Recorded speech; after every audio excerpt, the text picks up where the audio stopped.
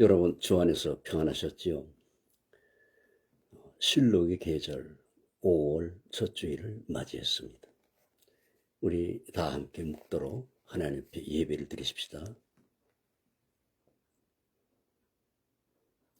보라, 내가 속히 오리니 이 책의 예언의 말씀을 지키는 자가 복이 있으리라 하더라. 아멘. 무한히 자비로우신 하나님, 무한하신 자비와 은총을 감사합니다.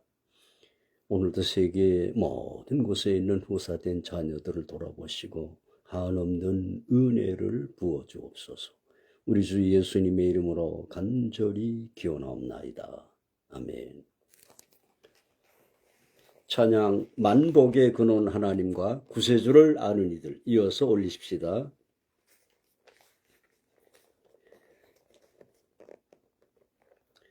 만복의 근원 하나님, 온 백성 찬송 드리고 저 천사여 찬송하세. 찬송 성부 성자 성령 아멘. 구세주를 아는 이들 찬송하고 찬송하세. 마음과 뜻과 힘 다하여 경배 드리세. 주를 알지 못한 이들 주가 친히 인도하사 그의 피로 구속하니 찬송할지라.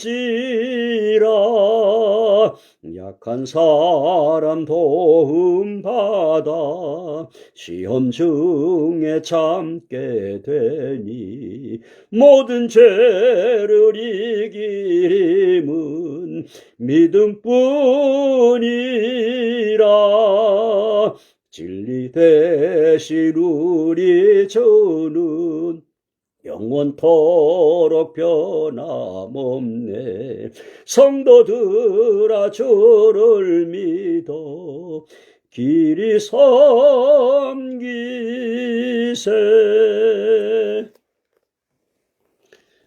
신앙 고백 올리십시다.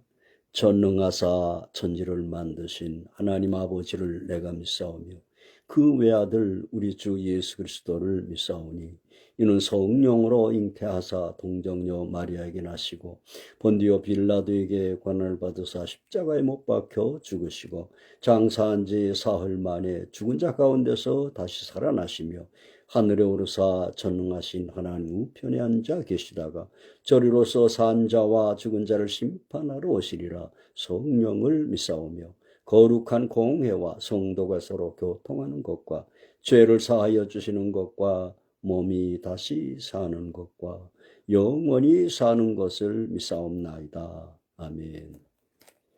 기도 올립니다. 무한히 자비로우신 하나님, 감으로 메마른 땅에 단비를 내리심같이 우리의 마음속에 하나님의 성령님의 은혜의 단비를 부어 주옵소서. 오늘도 세계 모든 곳에 나가 수고하는 우리 한국 선교사들마다 하나님의 거룩하신 은혜, 성령의 단비를 흡족히 내려주시옵소서. 또한 큰 곤란과 시련 중에 있는 나라들, 특히 전란 중에 있는 우크라이나나 또한 중동에 있는 나라들 기억하여 주시옵시며 특별히 저 나이지리아에서 순환을 당하는 성도들을 기억하여 주시며 또한 그 인근에 있는 나라들의 성도들도 돌아보시고 북녘 땅 수용소에 갇힌 백성들을 또한 기억해 주옵소서. 오늘도 불처한 종을 돕는 모든 동역자들 가족들이 함께하여 주시옵시고 말씀을 증거할 때에 거룩하신 성령 하나님께서 친히 임재하시고 축복해 주시옵소서. 우리 주 예수님의 이름으로 간절히 기도하옵나이다. 아멘. 성경 말씀 요한계시록 1장 1절로 3절까지 한글 성경, 영문 성경 이어서 읽겠습니다. 예수 그리스도의 계시라. 이는 하나님이 그에게 주사 반드시 속히 될 일을 그 종들에게 보이시려고 그 천사를 그 종 요한에게 보내어 지시하신 것이라. 요한은 하나님의 말씀과 예수 그리스도의 증거 곧 자기 본 것을 다 증거하였느니라. 이 예언의 말씀을 읽는 자와 듣는 자들과 그 가운데 기록한 것을 지키는 자들이 복이 있나니 때가 가까움이라. 아멘.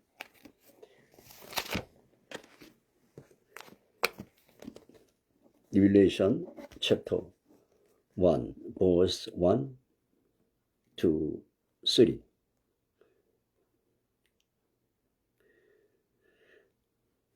The revelation of Jesus Christ, which God gave him to show his servant what must soon take place. He made it known by sending his angel to his servant John, who testifies to everything he saw, that is, the word of God, and the testimony of Jesus Christ.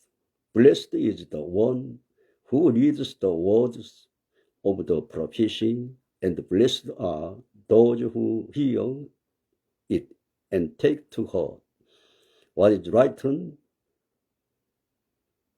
in it, because the time is near. Amen.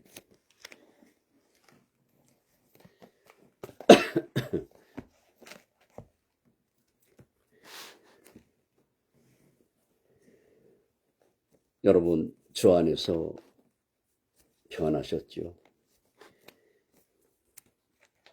계절의 이 여왕이라고 불리는 5월 첫 주를 맞이했습니다. 저희 집 이 뜰하게도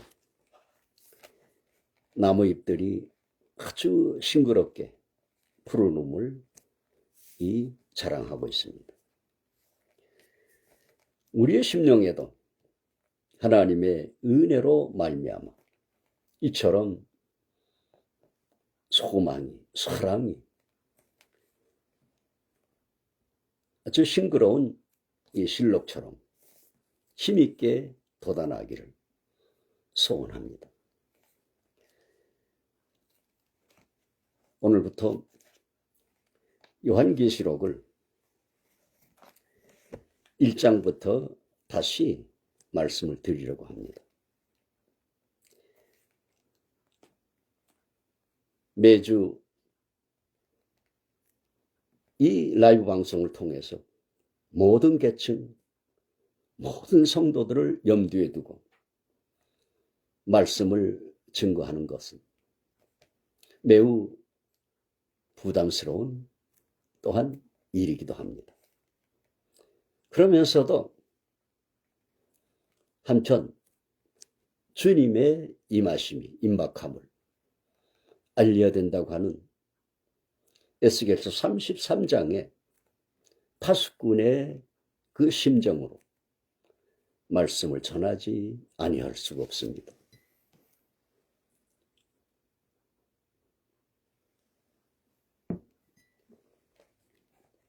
특히 요한계시록을 중점적으로 증거하는 것은 요한계시록은 하나님의 구속사의 대미에 대한, 완성에 대한 계시이기도 하며 또한 주님의 이 임박한 재림을 계시하고 있기 때문인 것입니다.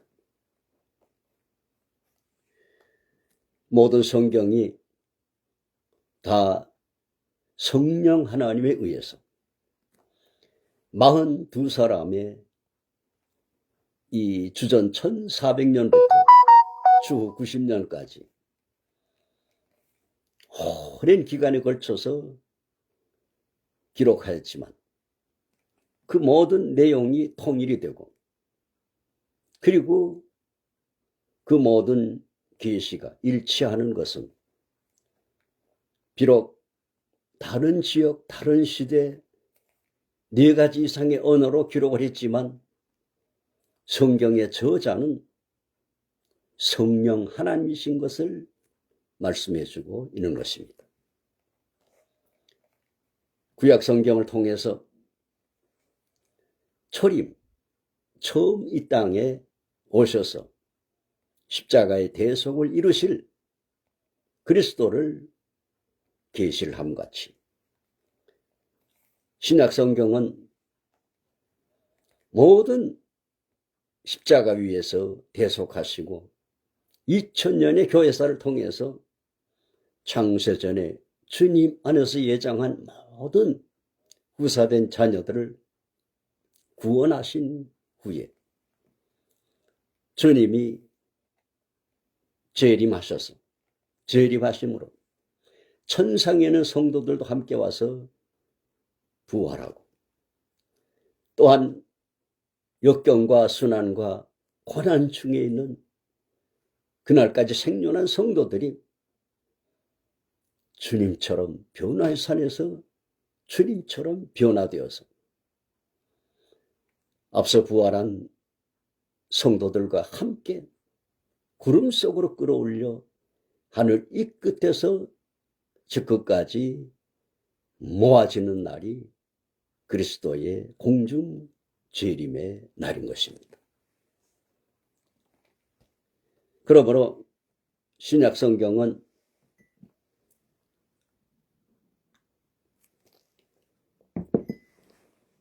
무려 318회에 걸쳐서 주님의 재림을 강조하고 매 25절마다 재림을 교훈한다라고 하였습니다. 요한계시록은 마태복음 24장에서 주님께서 말씀하신 재림의 징조들이 계시록 6장에서 주님이 다시 오시는 때에 그 시기를 계시를 하고 있습니다. 특히 24장 29절에 그날 환난 후에 즉시 해가 어두워지며 달이 빛을 내지 아니하며 별들이 하늘에서 떨어지며 하늘의 권능들이 흔들리리라고 한 이 대격변에 주님의 진노의 심판이 임하는 날이 계시록 6장 12절로 14절에 6째 인에 주님이 인을 떼심으로 실현됨을 계시하고 있습니다.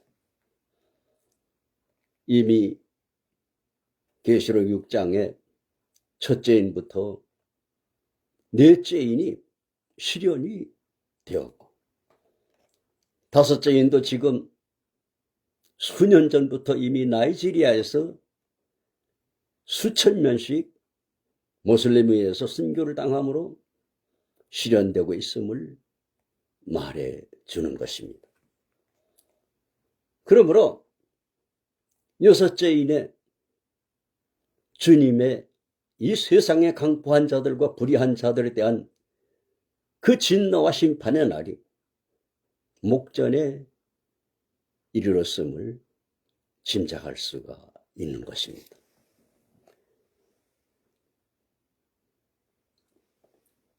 그래서 계시록을 통해서 거듭 강조를 제가 하고 있는 것입니다. 그러나 계속 같은 말만 중복하게 되면은 듣는 이들에게 실증을 일으킬 수가 있죠. 그래서 구약 성경도 인용하고 신약 성경도 인용을 하고 매주간 말씀을 전하고 있습니다. 이제 그러나 때가 가까웠으므로 여기에 3절에 이 예언의 말씀을 읽는 자와 듣는 자들과 그 가운데 기록한 것을 지키는 자들이 복이 나니 때가 가까움이라 라고 하심같이 때가 가까웠으므로 계시록을 요약적으로 1장부터 연속적으로 매주 말씀을 드리려고 합니다. 요한계시록은 주후 90년경에, 어떤 학자들은 50년경에 네로 황제 시제에 기록했다라고 주장을 하기도 하고,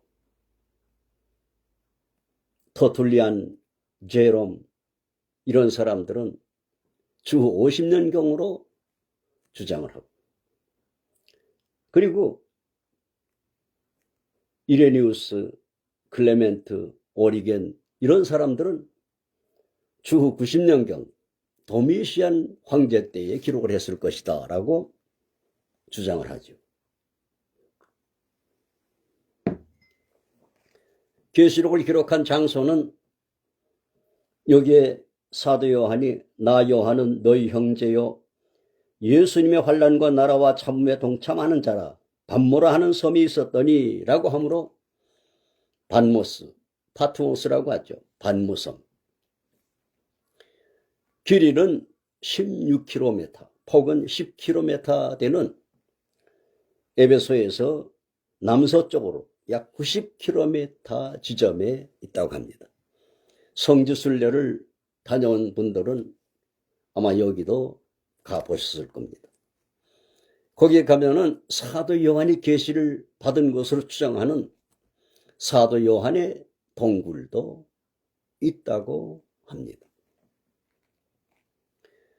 물론 사도 요한이 성령 하나님의 그 감동으로 이 계시를 기록했으므로 요한계시록이라 이와 같이 제목을 붙였지만, 그러나 여기 1절에 예수 그리스도의 계시라, 이는 하나님이 그에게 주사 반드시 속히 될 일을 그 종들에게 보이시려고 라고 하고 있는 것입니다. 이 계시는 하나님께서 주님께 주시고 주님이 천사를 통해서 사도 요한에게 또한 전달케 하셨다라고 하고 있는 것입니다. 그래서 요한계시록은 제목은 요한계시록이지만 예수 그리스도의 계시에 해당하는 것입니다. 그리고 특히 강조할 것은 여기 1장 4절 그리고 7절 그리고 8절 거듭 세 군데서 예수님의 재림을 강조하고 있죠.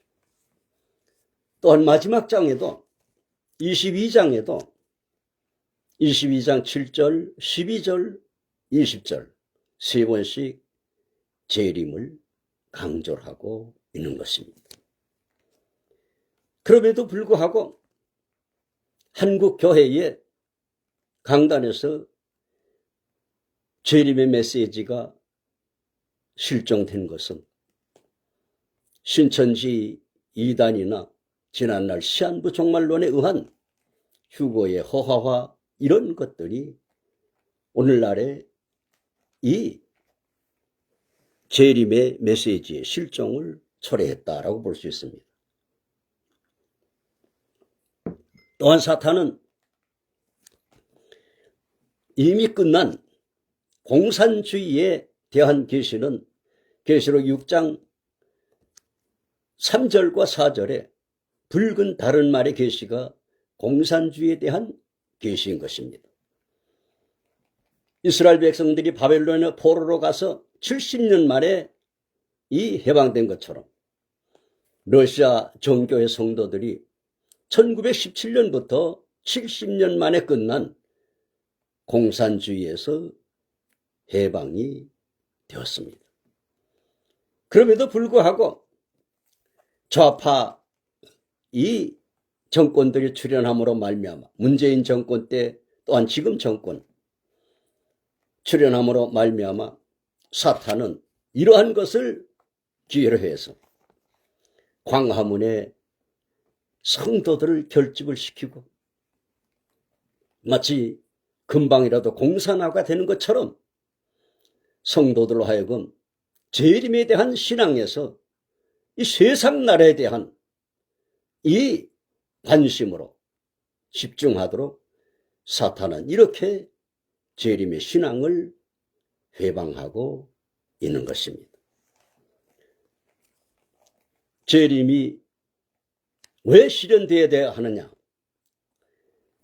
재림은 하나님의 구속사의 완성에 해당하는 것입니다. 로마서 8장 30절에 개혁신학은 그 구원의 서정에다가 회심, 회개, 성화, 견인 등 보충을 해서 이 구원의 서정을 만들었죠. 그 구원의 서정의 마지막 영화가 곧 변화의 산에서 그 주님이 영화로우신 그 변화를 나타내신 주님의 재림의 날에 있을 성도들의 그 부활에 이르는 영화를 말해주고 있는 것입니다. 바울 사도는 이것을 데살로니가전서 4장에서 구체적으로 계시를 하고 있죠. 그날에 주님이 오실 때에 천상에 있는 영으로 있는 모든 성도들이 저들이 세상을 떠날 때 천사들에 의해서 하나 둘씩 바울 사도가 이끌려간 것처럼 태양계를 떠나서 저 우주를 지나서 하나님이 예비하신 낙원에 하나 둘 들어간 성도들이, 물론 그 가운데는 여러분의 가족도 있고 나의 가족도 있습니다. 그들이 주님과 함께 와서 보존하고 있는, 여러분들이 사랑과 정성으로 보존하고 있는 그 유해를 찾아서 부활하는 날인 것입니다. 먼저 저들이 먼저 부활하죠. 로마서 8장 11절에는 예수 그리스도를 죽은 자 가운데서 살리신 이의 영이 너희 안에 거하시면, 예수 그리스도를 죽은 자 가운데서 살리신 이의 영이 너희 안에 거하시는 그의 영으로 말미암아 너희 죽을 몸도 살리시리라 라고 했습니다. 지난주까지 삼위일체 하나님에 대한, 성령 하나님에 대한 그 말씀들을 1번부터 12번까지 올렸습니다. 하나님이 하늘에 계시고 예수님이 하나님 보좌 우편에 계시지만 우리에게는 삼위일체 되신 성령 하나님이 지금도 우리와 함께 계시는 것입니다. 그 성령 하나님은 구속사의 시작부터 이스라엘 백성들의 출애굽, 그 모든 기사 이적, 엘리와 엘리사의 기사 이적, 그리고 주님을 통한 모든 그 병든 자들을 치료하시고 나사로를 살리시며 십자가에서 숨지신 아리마대 요셉과 니고데모가 장제를 지낸 예수님을 무덤에서 부활시키셨다라고 바울 사도가 밝혀주고 있습니다. 그 성령 하나님께서 그날의 천지창조 이후에, 출애굽 이후에 가장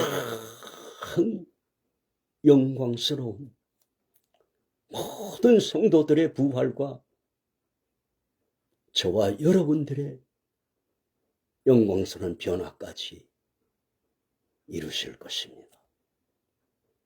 그러므로 여러분, 노아의 홍수 때처럼 절대로 성령 하나님을 근심케 하는 이런 자리에는 빠지지 않는 성도들이 되시기 바랍니다. 요한계시록은 신약성경 전체가 그리스도의 재림과 부활의 포커스를 맞춰서 바울사도가 고린도서 15장에서 부활의 장을 기록한 같이,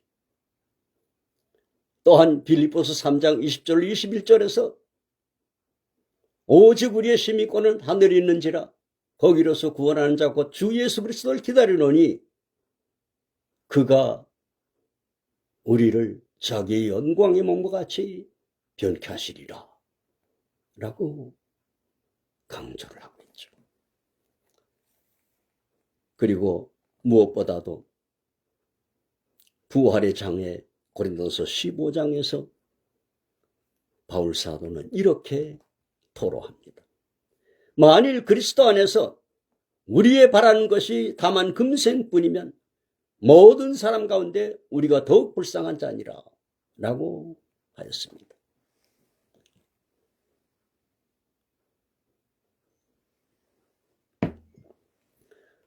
저도 어려운 목회를 하면서 맨 땅에 헤딩하듯이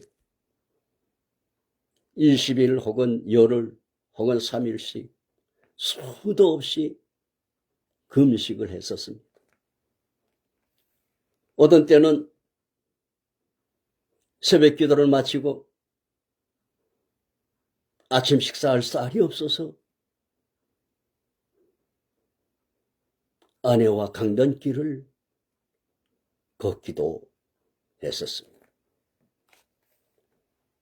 그러나 바울 사도가 그의 생애 속에서 겪은 고난에 비하면 100분의 1, 10,000분의 1도 안 됩니다. 바울 사도는 자기를 폄훼하는 그 성도들을 향해서 어쩔 수 없이 밝히고 있죠. 유대인들에게 40에 하나 감한 매를 5번 맞고 3번 태장으로 맞고 헐벗고 굶주리고 먹지 못하고 자지 못하고 광야와 시인의 위험과 이방인과 유대인들의 위협과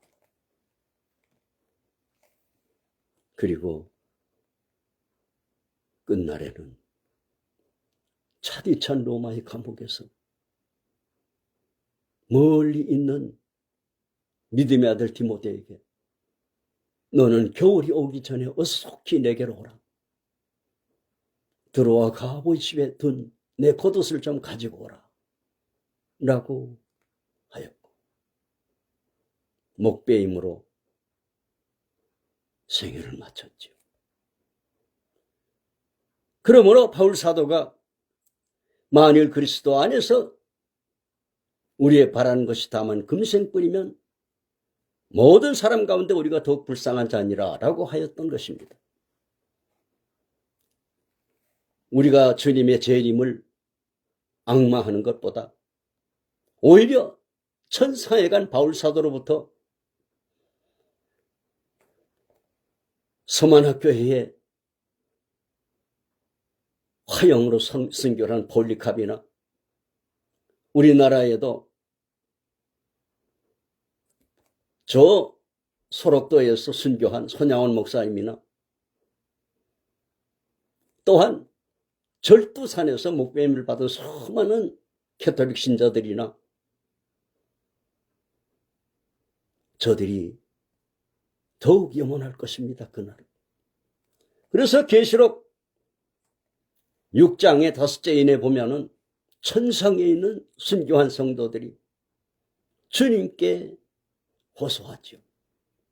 언제까지나 땅에 있는 자들을 심판하여 우리 피로를 신원하여 주지 아니하시기를 언제까지나 하시겠나이까? 라고 하죠. 주님은 저들에게 흰 두루마기를 주시며 아직 잠시 동안 쉬되 너희 형제들과 종들도 너희처럼 죽음을 받아 그 수가 차기까지 하라 라고 하시죠. 잠시 동안이라고 그랬습니다. 계시록 2장 10절에는 서머나 교회를 향해서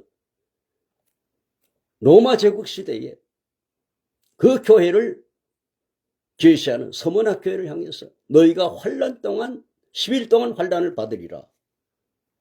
10일은 10년을 암시할 겁니다. 또한 계시록 8장은 계시록 7장에서 휴거가 성취되고 난 후에 휴거에 참여하지 못한 성도들이 받을 환난을 계시라고 있죠. 계시록 8장 1절에 반시 동안쯤 하늘이 고요하더니 이 땅에 주님의 재림 때에 이 땅에 일어나는 큰 지진에 의해서 순식간에 햇빛이 차단되고 달빛은 화염으로 핏빛하되고 하늘에서는 수많은 행성들이 무차별적으로 낙하를 한다고 그랬습니다. 대기권에도 큰 변동이 일어나고 산악이 롤링업 하듯이 요동치고 옮겨진다라고 했습니다.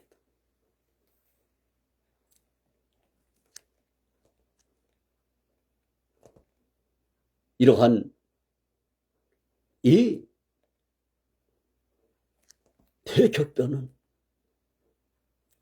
마치 애굽의 요셉을 알지 못하는 400년이라는 긴 세월이 지나므로 출애굽 직전에는 요셉을 알지 못하는 애굽의 지도자들, 왕들이, 유대인들이 남자아이를 해산하면 나일강에 갖다 던지는 이러한 폭거를 행하게 했죠. 그러므로 모세를 통해서 애굽의 나일강이 피가 되기도 하고 끝까지 재앙을 쏟아부으셨죠. 그리고 선민 이스라엘을 출애굽을 시켰죠. 그와 같이 주님 오실 때도 이 세상 나라들 무참하게 평안히 거하는 우크라이나를 백주의 테러하듯 침공하는 이러한 러시아의 이 강포한 이러한 나라들, 또한 핵무기를 만들어 놓고 자주 동해안으로 각종 순항미사일, 탄도미사일, 미사일을 발사하며 가죽 점퍼를 입고 조폭 두목처럼 행세하는 저 강포한 자들, 그날의 주님이 다 심판하시는 것입니다.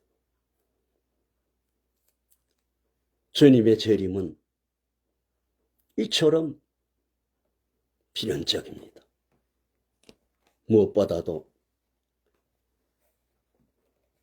구약 성경이 오실 그리스도를 계시하고 그 모든 희생이 십자가의 도를 암시를 했지만 이것을 하나님께 기름 부음 받고 이행하는 제사장들이 오신 메시아를 알아보지 못하고 최후의 신문에서 하나님의 이름으로 맹세를 시키고 내가 하나님의 아들 그리스도냐 라고 신문을 하였죠. 그때 주님은 네가 말하였느니라. 그러나 인자가 하나님 보좌 우편에 앉은 것과 하늘 구름을 타고 오는 것을 너희가 보리라 라고 선언하시자 저들은 침을 뱉고 주먹으로 손바닥으로 주님을 구타를 하죠. 그러므로 주님은 반드시 재림하시되 이 땅에 재림하는 것이 아니라 성경학자들은 휴거를 위해서 공중 재림한다 그랬습니다. 그리고 천년왕국을 위해서 지상 재림한다. 재림을 두 가지로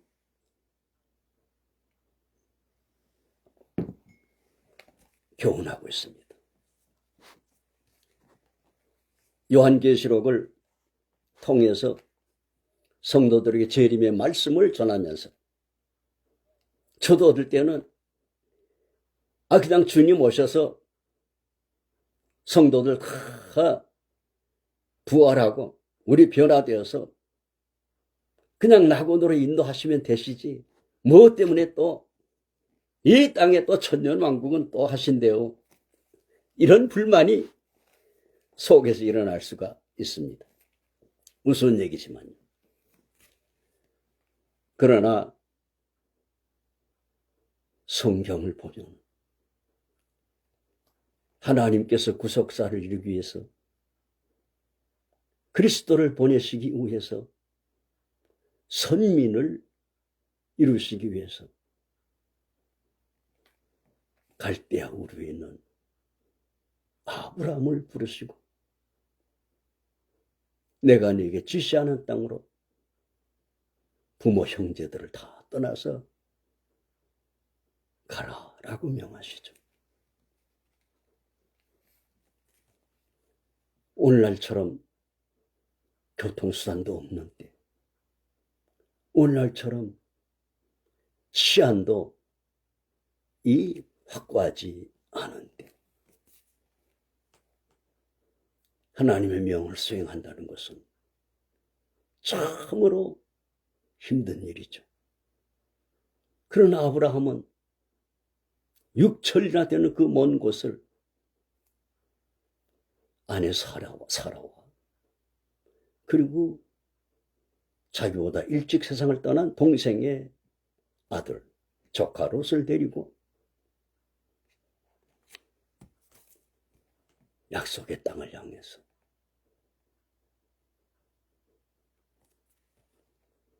떠났지요.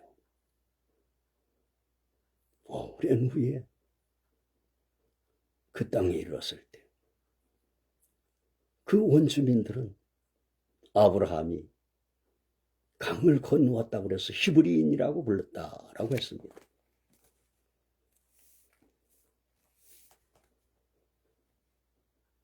하나님을 알지 못하는 세계에 아내의 미모,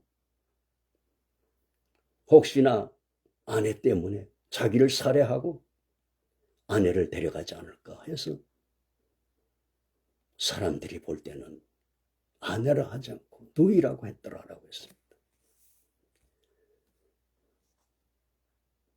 가뭄을 겪다 못해서 이집트로 내려갔다가 아내라고 하지 못하고 누이라고 했더니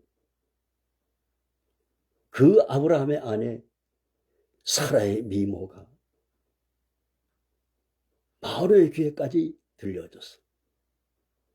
바로가 아브라함의 아내를 데려가기도 했습니다.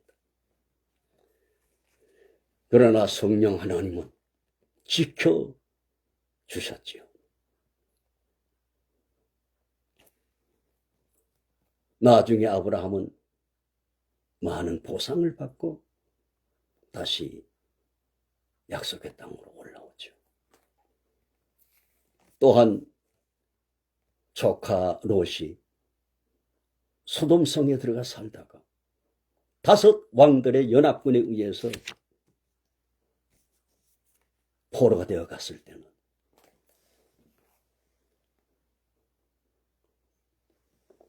318명의 사병들이 이끌고 오늘날 이스라엘 나라처럼 기습작전으로 사람들과 모든 빼앗긴 물건들을 되찾아오죠. 소돔 왕이 사람들은 내게 돌리고 재물을 내가 취하라라고 했을 때 실오라기 하나 취하지 않겠다. 다만 내 사람들이 먹은 것은 인정한다 라고 했습니다. 그의 아들 이삭도 4번씩 옮겨가면서 우물을 팠습니다. 오늘날처럼 장비가 있는 것도 아니고 우물 하나 파려면 40개씩 파야 되는데 그 힘들게 판 우물을 오늘날의 팔레스타인들의 조상인 블레셋 사람들이 와서 우물을 막고 내쫓고 4번씩이나 한가하지 않고 옮겨가서 다시 물을 팠더니 물이 나오고 그러자 나중에는 블레셋 왕이 깊이 생각해 볼 때 저는 틀림없이 인간의 힘이 아닌 힘으로 보호받는구나. 그래서 가서 사과를 하면서 장차 내 후손이 나의 후손을 멸하지 않겠다고 네가 섬기는 하나님 앞에서 맹세해다오 라고 하였습니다. 이삭은 불평하지 않고 오히려 음식을 준비해 대접을 하고 맹세를 함으로 그 우물을 브엘세바, 맹세의 우물이라고 일컬었더라 라고 하고 있습니다. 오늘날 네타냐후 이스라엘이 가자를 가혹하게 이 폭격하고 하는 것은 하마스, 블레셋의 후예들이 이스라엘의 이 타격을 목표로 만든 그 테러 세력을 없애기 위한 것입니다. 그럼에도 불구하고 성경을 알지 못하는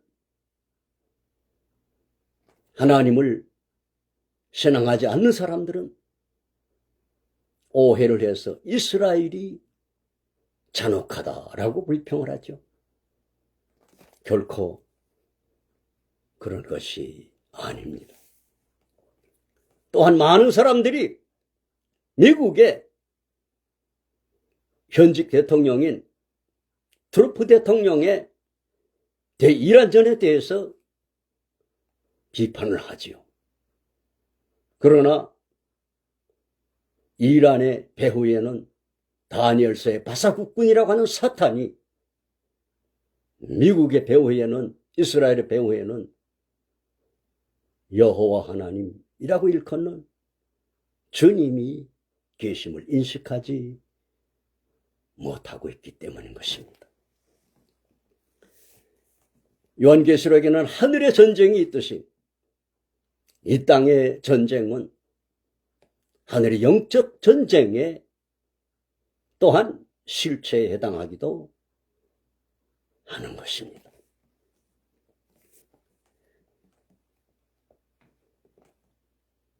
출애굽 이후에 가나안 정복의 그 힘든 여정으로 가나안 땅에 정착을 했지만 사사시대를 거쳐서 사사시대에도 많은 공격을 받음으로 하나님은 삼손이나 입다 같은 이런 사사들에게 성령 하나님의 권능을 주셔서 저들을 물리치게 하고 이스라엘을 보호했습니다. 그리고 사울을 비롯해서 백성들이 왕을 요구하므로 왕국으로 사무엘이 전환을 시키죠. 그러나 다윗과 솔로몬 이 두 왕의 시대를 제외하고는 이스라엘 나라는 계속해서 침범을 당하고 지배를 당했습니다. 주전 722년에는 오늘날의 시리아인 아수르에 의해서 북왕국이 먼저 소멸이 됐고, 주전 586년에는 바벨론, 그들의 후예들이 오늘날 바사, 곧 또한 이란인 것입니다. 그들에 의해서 또한 파멸을 당해서 예레미야 선지자는 저들의 당할 환란을 예고하면서 그렇게 예레미야 그 전서 얼마나 긴 말씀드립니까? 그럼에도 불구하고 저들은 듣지 아니하다가 바벨론에 의해서 파멸을 당하고 난 뒤에 예레미야는 그 모습을 보면서 눈물로 지은 이 애가가 로멘테이션 예레미야 애가인 것입니다. 저는 고등학교 다닐 때 친구가 방송실에 있어서 갔더니 차이콥스키 비창이라는 LP판이 있어서 들어보기도 했습니다. 또한 바벨론의 포로 회복된 후에는 그리스의 알렉산더의 네 장군 중에 하나인 안티오코스 에피파네스에 의해서 얼마나 저들이 수모를 당하고 심지어 하나님의 전에 돼지고기를 갖다 올려놓기도 하며, 그리고 주님이 오셨을 때는 다니엘서 2장에 있는 큰 신상의 철 종아리 때에 주님이 오셔서 가장 잔혹한 나라에 이 중죄수를 처형한 그 처형에 의해 십자가의 도를 이루시죠. 부활하시고 승천하시기 전까지 제자들은 주여 이제니까, 이스라엘 나라의 독립이 이제니까 라고 했지만 주님은 그날과 그때는 너희 알 바 아니오, 아버지께 속하였으니 오직 너에게는 성령이 임하시면 권능을 받고 예루살렘으로부터 땅끝까지 이르러 복음을 전하라 라고 하시므로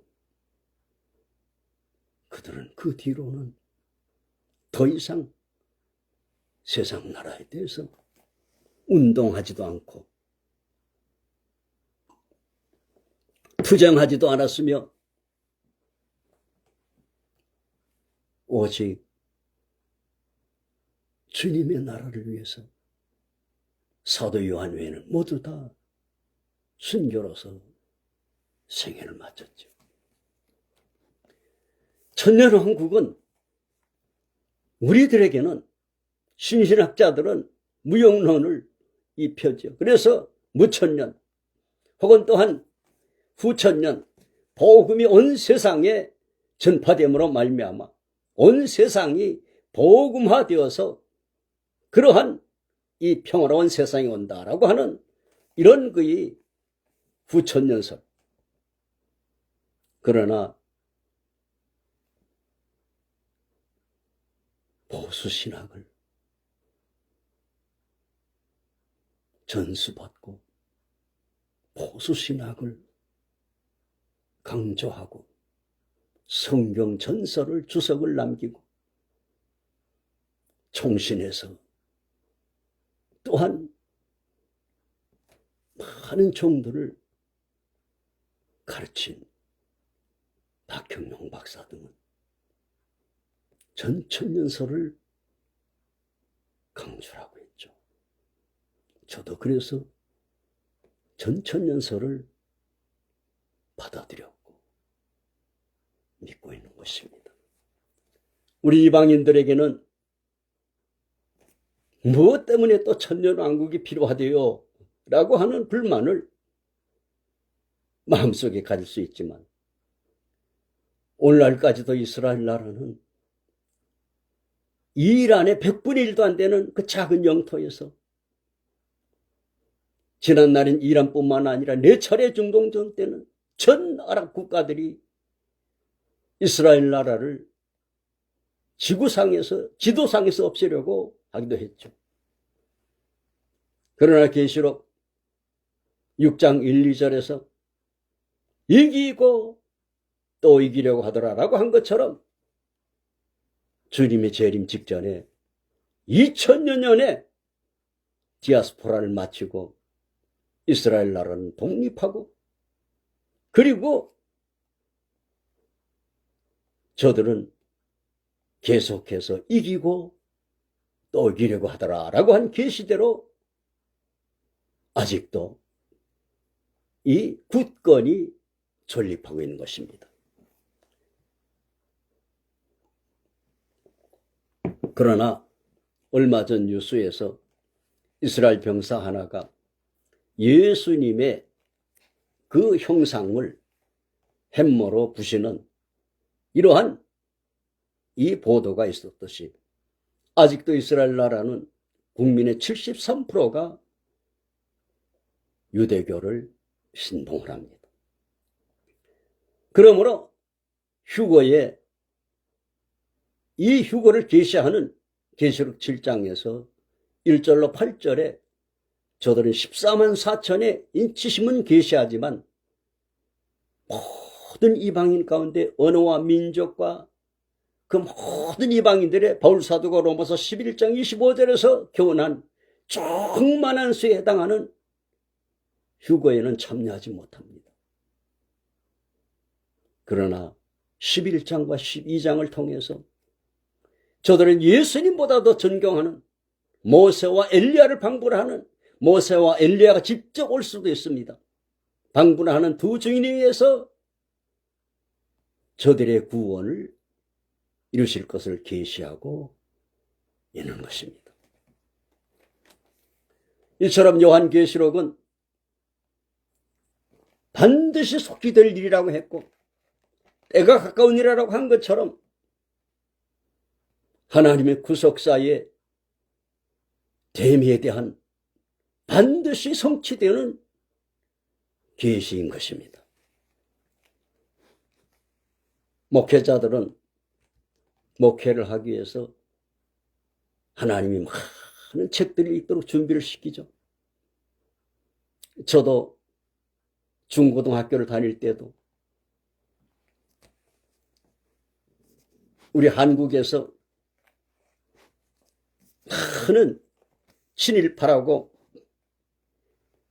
비판을 하지만 유정, 무정, 사랑 등 많은 작품을 쓴 그런 작가가 있었죠.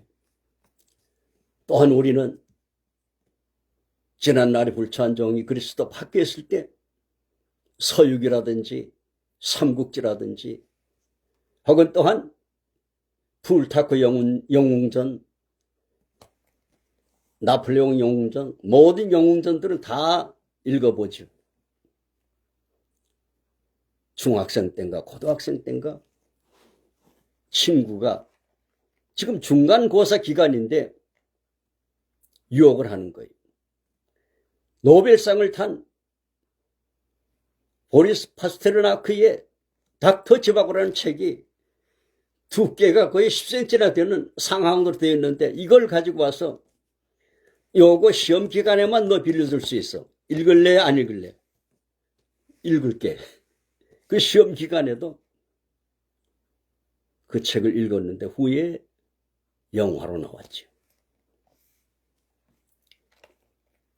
그러나 세상의 모든 책들과 소설들은 사람이 지어내고, 소설들은 상황을 이 작가들이 보면서 상상해서 썼기 때문에 아주 거짓말은 아닙니다. 그러나 사탄에 의해서